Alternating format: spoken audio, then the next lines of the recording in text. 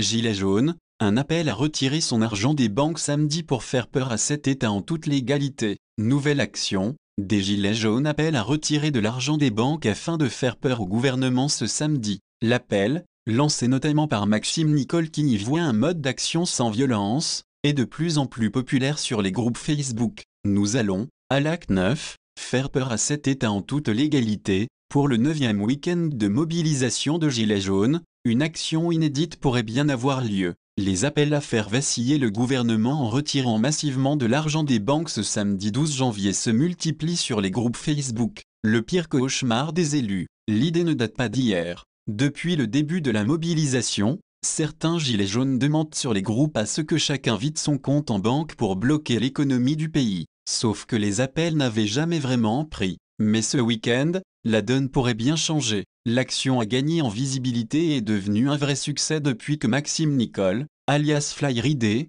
en a parlé dans son direct du 7 janvier. Il y appelle à un référendum du percepteur pour retourner aux urnes mais aux distributeurs. Le principe, samedi matin, il faudra retirer une somme d'argent maximum des coffres forts. Dans son direct, cette figure historique du mouvement avoue que le concept ne vient pas de lui. C'est un certain Tassan qui le popularise en premier. Le 6 janvier, dans une vidéo vue 18 000 fois et partagée près de 11 000, un homme explique qu'il est temps d'élargir le champ de nos actions face à la surdité du gouvernement. Il estime que pour faire peur aux élus avec une efficacité encore jamais atteinte depuis le début du mouvement, il faut passer par le fameux référendum des percepteurs. Selon ce gilet jaune, retirer son argent des banques est le pire cauchemar des élus. Le référendum le plus direct qui puisse exister, qui ne comptabilisera non pas combien nous sommes, mais combien nous leur avons fait perdre. Et ce sera colossal. Une idée reprise le lendemain par Flyridé. S'il ne s'attarde pas sur les conséquences économiques que l'action pourrait avoir, conseillant à chacun de se renseigner sur ce qui a déjà été dit, il voit en cette initiative un bon moyen de montrer son mécontentement sans se rendre dans la rue. Si vous n'êtes pas d'accord, mais ne voulez pas manifester, vous avez un pouvoir, celui de l'argent qu'il y a sur votre compte. Depuis cette vidéo, l'idée est propagée de façon assez significative sur les groupes.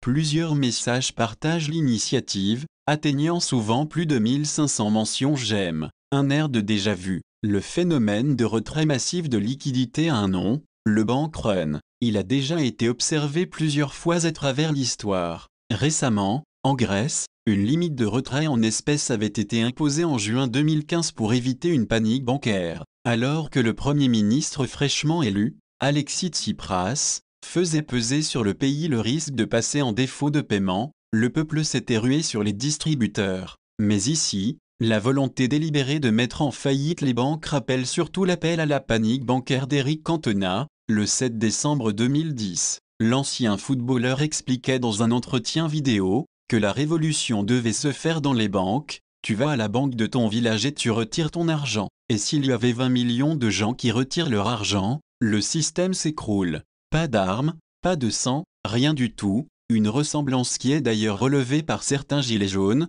même si cet appel n'avait absolument pas eu l'effet escompté à l'époque. S'il est vrai que les établissements bancaires ne possèdent pas assez de liquidités pour répondre au retrait de tous ses clients, et pourraient potentiellement faire vaciller le système bancaire à cause d'une pénurie de billets, les gilets jaunes ne devraient pas avoir cet impact. S'il est impossible de savoir combien de personnes répondront à l'appel, les décodeurs montrent en chiffres que même 1 million de gilets jaunes ne suffiront pas à déstabiliser le système économique français. Si, par exemple, 1 million de personnes retiraient 3,000 € de leur compte en banque, cela ne représenterait somme toute que l'équivalent d'une semaine de retrait bancaire moyen, une donnée calculée d'après les chiffres de la Banque centrale européenne. Le référendum du percepteur ne devrait donc pas faire trembler les banques. Mais si les gilets jaunes se rendent en nombre aux distributeurs, il sera encore la preuve qu'une organisation sur Facebook peut avoir du succès. Source LCI.